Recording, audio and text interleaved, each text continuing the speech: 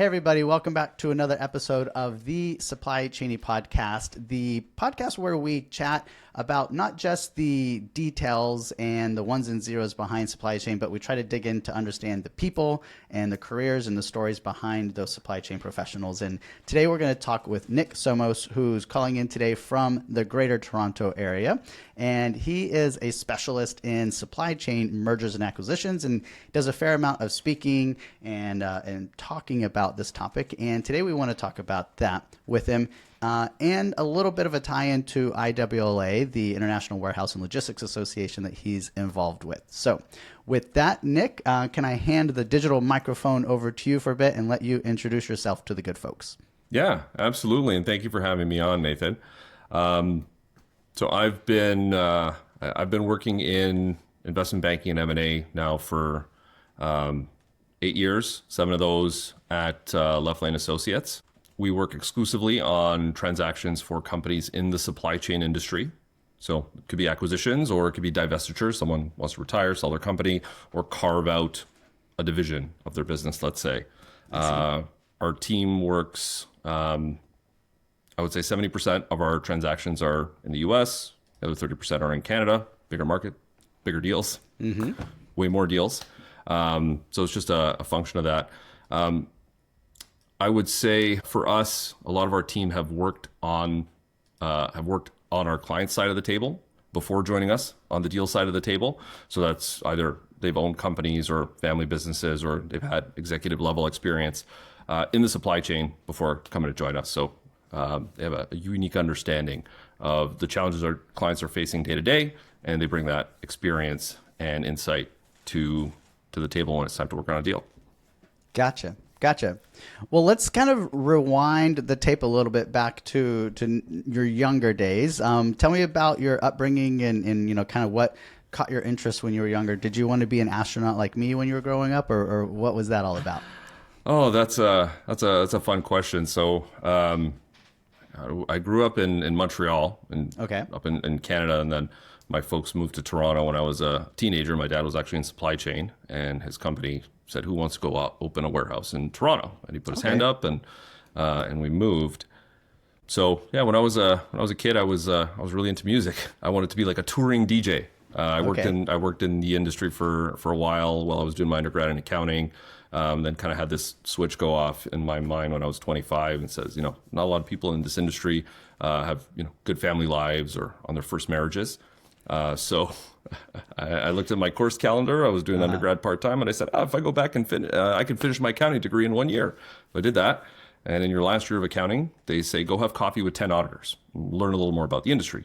Okay. And after doing that, I realized there's no way that I would want to be an auditor. It's just not the right fit for me personally. Auditors are lovely people. Met a lot of great people, just not the right career path for me. So from there, did some traveling. I worked in asset management. I like the stock market. So I worked, I was trading my own capital at the time. I got a job in asset management. When I was there, I realized kind of didn't quite scratch the itch. So then I went back for an MBA. And there I was there for 2 weeks.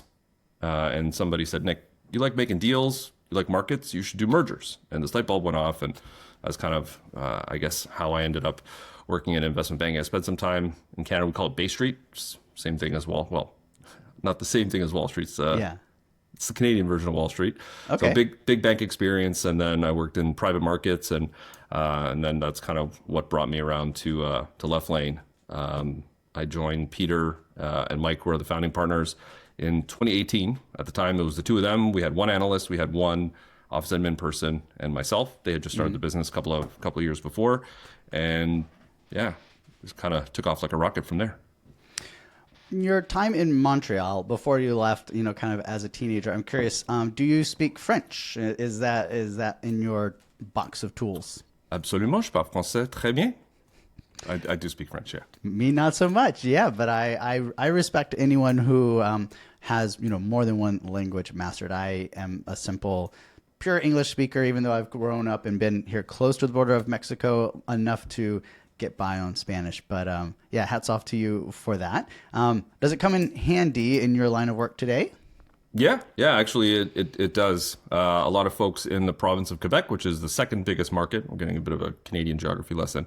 Ontario's the biggest market, Quebec is the second biggest market in Canada. And the official language of Quebec is French. So most people in Quebec speak French first before English. So we do a lot of business in Quebec. So obviously the French language skills do help. I see. I'm curious, kind of going back to your upbringing and stuff. Do you think you were influenced by your father's career to some degree, I guess, or at least later on in life now? That's a really good question. So my first job in logistics was unloading containers of tires. Okay. Yep. My dad worked at Toyota Tires. He did all the logistics for Canada. So yeah, that was an interesting experience. I can say after that summer, I decided I did not want to do that particular job ever again. But the decision to focus on supply chain actually, I guess like a lot of people, it was kind of an accident. I had met Mike and Peter. They were looking, to bring on somebody with my skill set on the investment banking side. And up until that point, I had been a generalist. You're working on a tech deal one day, and then you're working on a furniture manufacturing deal, plumbing products, anything, right? And they said, well, we only do supply chain. And I took it, 24 hours to think about it. And obviously I arrived at the decision that, yeah, this is a great industry to spend your career in. Spans the globe. It's a mature industry. It's never going anywhere because goods are always going to have to get from point A to point B. Right. And from an M&A standpoint, the industry is very fragmented, right? Like if you're an M&A advisor who focuses on the soft drink industry, you have a company to sell. You really have two calls to make, right? Supply chain. I think in the United States, the two biggest players have, I think, 12% of the market, right? So, and then it kind of breaks down. There's lots of companies at all different levels, which means there's lots of opportunities for transactions. I see. I suppose in the nature of logistics and supply chain, the supply chain in general is a system of links and nodes, and there's companies and folks that specialize in one of those links or one of those nodes and whatnot, and then there's companies that try to kind of own everything and have a little bit of a portfolio of everything. So there's a kind of a diverse number of business models in the space. Would you say? Yeah, absolutely. Can be anything from distribution to just the movement of goods at any part of their life cycle, right? From raw materials through intermediate steps in the manufacturing process to, hey, here's my finished product on the shelf at the store. And then there's all of and we work with some of these companies as well. They supply the supply chain industry, if you will. So these could be, like a supply chain tech company or somebody who manufactures custom trailers or finances businesses in the supply chain industry specifically. I'm kind of curious if we could go back to the point where, so you handled, unloading tires. I've done that myself in a warehouse as well. And to kind of the very much banking, kind of on the Canadian Wall Street there. One thing that I talk with folks about when it comes to logistics and supply chain is that there's a tangible sort of physical thing to it. You've got real estate, or you've got things that move, or trucks on the road and all that sort of stuff. Whereas, and I always kind of think of those, the other professions where there is not really anything tangible to them. Is there a difference in kind of like how you think about business when there's this intangible element to it versus kind of physical world stuff going on? That's an interesting question. It's actually something that was talked about when I was working on Bay Street, and there's kind of two sides to that coin. One is, we are creating tremendous value in the economy because nothing works without capital. Capital is like the grease in the wheels in the engine of the economy. If you can't, finance your business, finance your receivables, buy inventory. So if all that grinds to a halt, like it did in 2007, yeah, we get 2007 again. And then on the other hand, it is a lot of technical work, right? So, and there is something to be said about, having physical assets, things in the real world that you're working with to deliver value. So I personally kind of like that balance between the two. I find that especially, like folks that grew up, using their hands, building things and Legos and other sort of stuff, those folks that have kind of this spatial awareness and kind of like this physical work part, I think gravitate a bit to logistics and supply chain.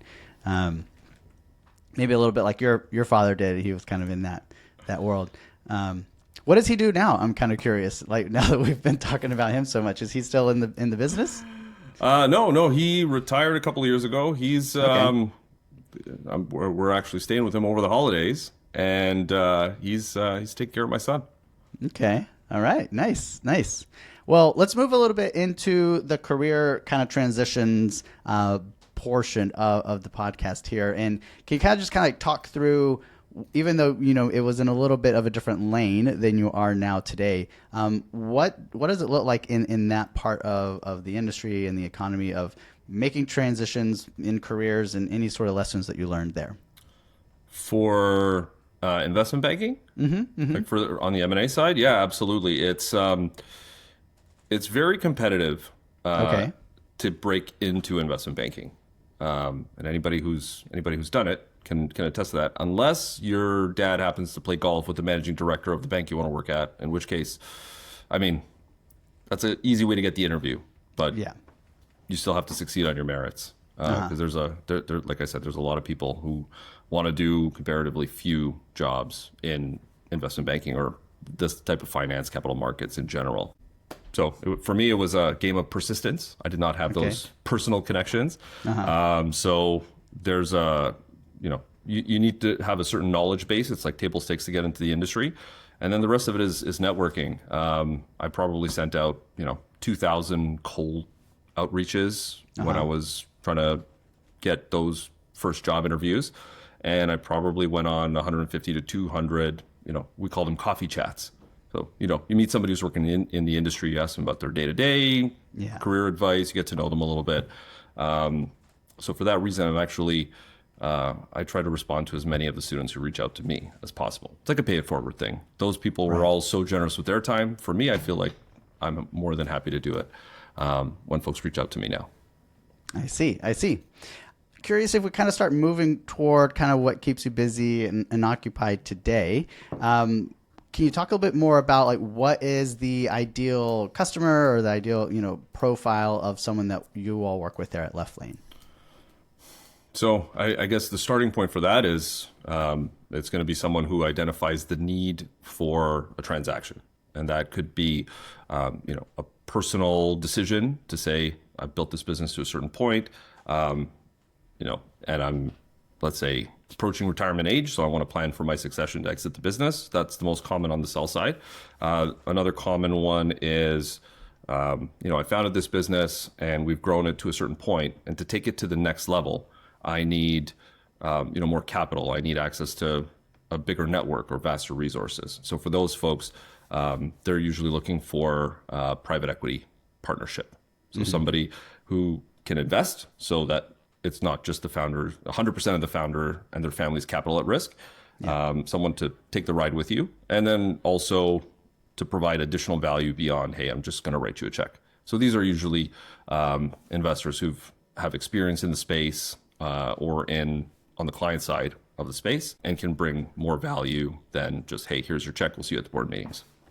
I see. And then on the buy side, a lot of clients there will have, they just want to leverage acquisitions as part of their growth strategy.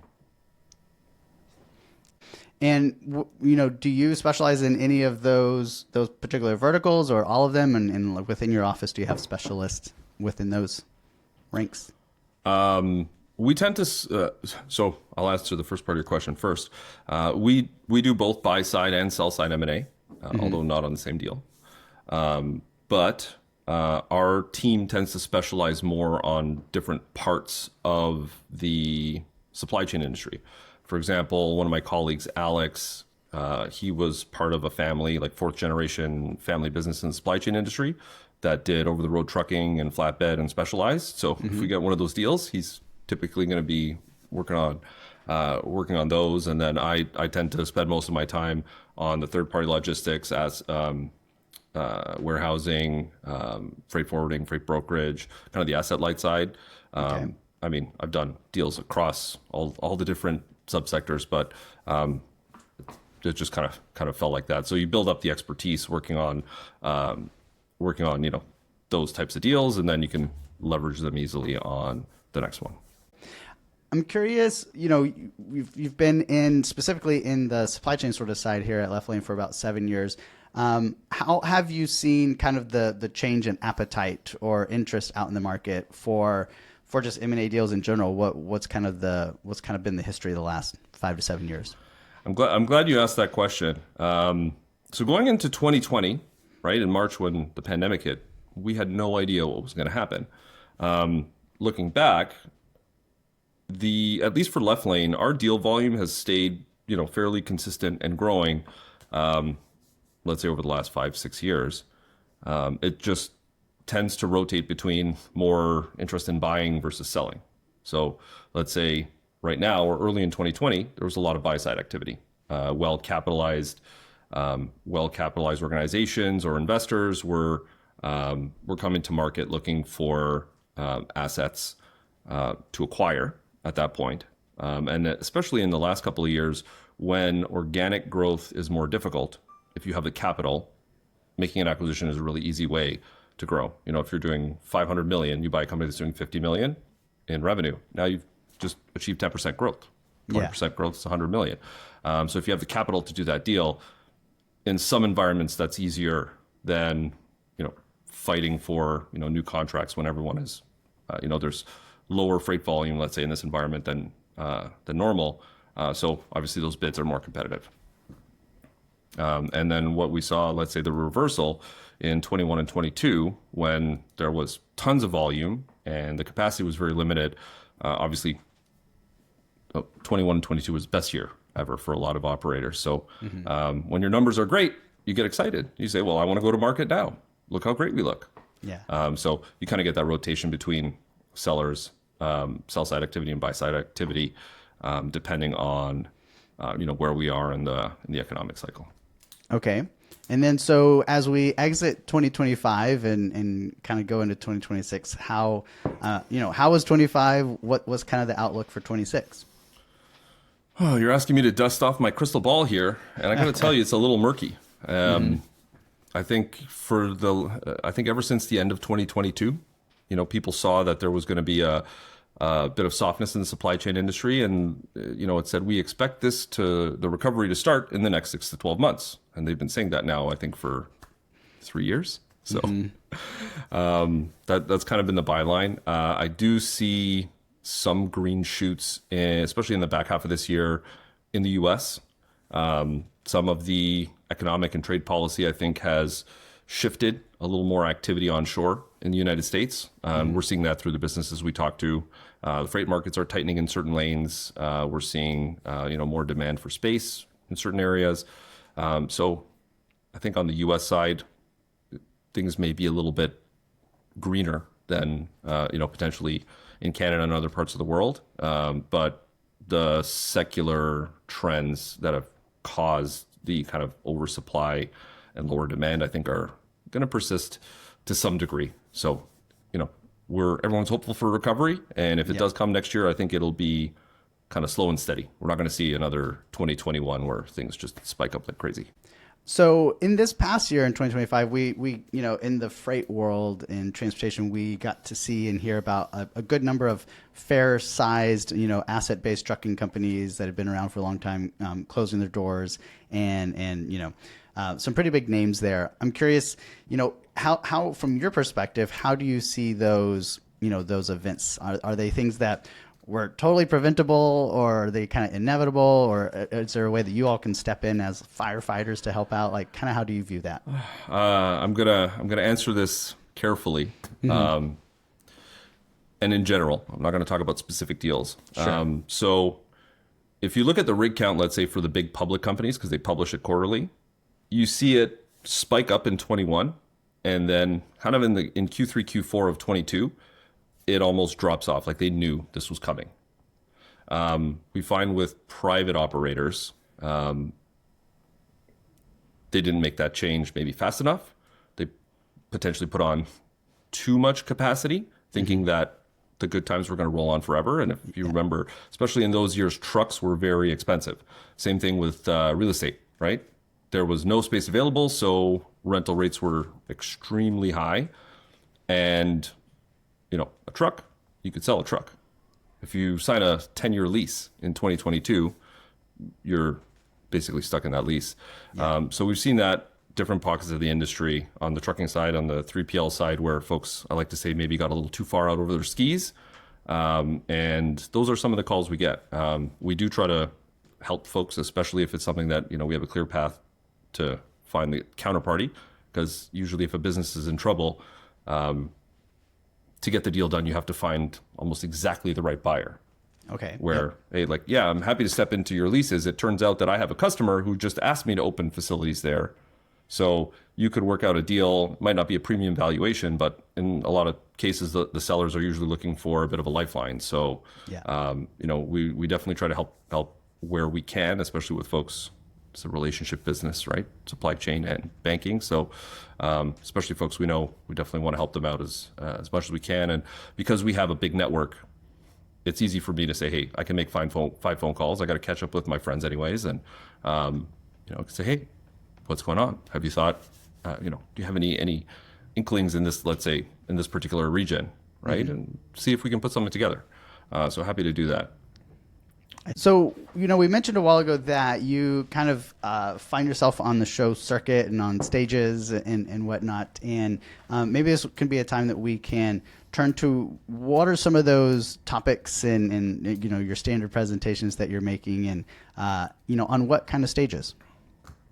That's a good question. I do some podcast appearances like this one. Happy to join you here on Supply Chaney. We do a ton of conferences, our whole team. I think we're members, and when I say members, I say active members of more than 30 supply chain associations. Wow. And we go to the conferences, and we also provide thought leadership. So that could be, panels or keynotes or webinars,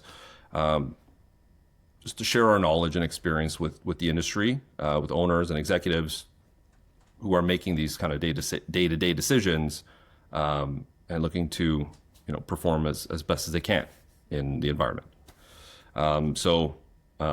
For me, I have I think the next one I'm doing is the International Warehousing and Logistics Association Conference. It's their big one for the year in San Antonio, Texas this year. So I'm going to be presenting a panel on mergers and acquisitions. We're still working out exactly what the title and everything is going to be, but I can tell you they are always well attended, and I bring people from the industry who are a lot smarter than me. So it makes it easy for me. I'm just ask the questions, and the insights come from these folks. Usually we'll have somebody like an operator, owner of a business, potentially somebody from the buy side, potentially somebody from the sell side, and just give an outlook on what's going to happen this year, bit of a review of what's going on in the market, and then we'll get into some discussions on timely things that could affect a deal and could help formulate a deal strategy, whether you're looking to acquire or to potentially sell. In your line of work, I guess being connected and networking and always kind of growing and building and having your kind of ear to the ground of who is interested in what, that seems like a pretty important part of what you do, because knowledge and information seems to be power there. I don't know. I don't know if I like the word power. It's important. You know what? I don't know if this is a bit of a tangent, but when I first got into this industry, I was very technical focused. I was fascinated by the numbers and the analysis and how you could look at a business and determine, what here is really driving the value. How does this stack up against its competitors? It was basically like a lot of spreadsheet work. Mm-hmm. But what made me stay in banking is the relationship side of the business. Once you get past the initial few years in your career, you start interacting with people on the deals. It becomes a lot more about getting the deal done, and it's a human factor always. It's a person who's making a capital investment decision or a person who's deciding to sell their business and choosing to move forward, let's say picking the best party, going through the meetings. And it's that relationship side of the business, not only doing something awesome, helping somebody with this huge decision, but just getting to know, really smart people in the industry who've achieved a certain degree of success and, being in that circle. For me, that's really what kept it here. Is probably the part of my job that I enjoy the most. At the end of the day, there is a certain amount that it is about dollars and cents and whatnot. So it seems like you might have to balance that personal relationship and like how much you intrinsically want to help someone and whatnot, and just kind of like the facts that are in front of how the business is performing and what, like, kind of, you have any advice of how to tiptoe through that personal relationship, but also the data-driven decisions? Yes. Yeah, absolutely. And it's different conversations with different people at different stages of their cycle, right? Some folks I know are maybe 5 years away from selling their company or 10 years away from selling their company. So it's a different decision. That's, hey, Nick, come, let's see the facility. And, we talk about some of the decisions they have on the horizon. And maybe I can share some experience on things that I've seen in recent deals or things that other people have done at that situation, and helps the way they make their decisions or, the way they look at their data. Sometimes we'll help them out on the analysis side. When it comes time to actually do the deal, it's a bit of a different discussion. Sometimes people have an idea of what they believe their company's worth, and sometimes that might be tied into their view of their own self-worth, which makes it a little trickier to navigate. So, we always approach that with that understanding in mind. And ultimately, it's, if you own the business, it's your decision if you're going to take the deal or not. And we try to make sure we sign up people when they're ready, right? I always like to ask people 2 questions, right? You say you want to sell your business. How much fun are you having at work? How much did you enjoy the last year in the big chair? And the second question is, what are you going to do after you get your big check? And if they say, I don't know, I'll say, well, let's keep in touch. Maybe think about it for 3 months. Call me back. Right? Because ultimately, we don't, we're not in business to earn the, monthly retainer when we take someone to market. We're here to close the deal for people who want to close the deal. So, I'd rather that person do some soul searching and figure out, is this really the right time? Is this really what I want to do? Before engaging, because it's a lot of work for them. For us, obviously, we're happy to do the work. It's what we do. But it's a lot of work and time, and it does, take their eye off of actually running the business and growth while they're running the transaction. So we always want to make sure that them and their team are ready and engaged when it comes time to consider a transaction. That's really insightful. Thank you for sharing that. I'm curious if we tie this back to IWA and these folks that, I just had Jay on this morning, and he said, in these meetings, it's 80% executives, in the 3PL industry. And as you mentioned, you're hosting panel on stage. What are like kind of the top typical questions that people seem to be throwing out, or that you all are trying to answer for crowds at these types of events? So for the panel, it's usually the M&A panel and the real estate panel, kind of back to back, and those ones tend to be, it's usually the owners of the businesses who attend those, predominantly, or CEO, people who are making those decisions. So a lot of it is what's going on in the market. A lot of it is questions around high level operations, and basically, no matter how they ask the question, it's, what can I do to make my business more resilient? Okay. Right? They may ask the panelists about what they're seeing from a customer perspective, because everybody wants maybe a little more insight on, how do I land that big contract that I'm chasing? That's always helpful. But I would say the number one thing that people are maybe on the mind, especially if they're, thinking about that retirement or selling, is, what's my company worth? And it's a really good question to have on the mind. It's a better question to ask somebody like me. So it could be me. It could be any of the other supply chain focused M&A advisors out there, or it could be the banker that you play golf with who you trust. But it's a good idea to have those conversations, the earlier the better, basically. Yep. And this is the advice we give to everybody is, even if you're starting a business tomorrow, you want to build it so that it is always ready to be sold.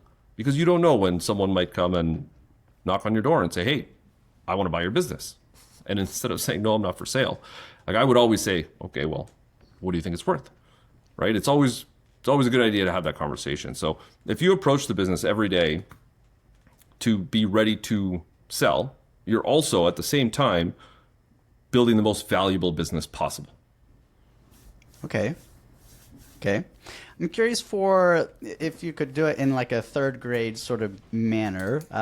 Whenever I've heard of kind of different ways, maybe different industries value a business, on earnings, multiples, and all this sort of stuff. Can you kind of like boil that down? Is there a specific sort of approach in the logistics and supply chain industry versus others? And kind of like at a high level, what is that? What does that sort of calculation look like? Well, bankers love shortcuts, like mental shortcuts. So most businesses, there are exceptions obviously, but most businesses will be valued on some cash flow metric and a multiple. So, and the one you hear the most often is EBITDA, earnings before interest, taxes, depreciation, and amortization.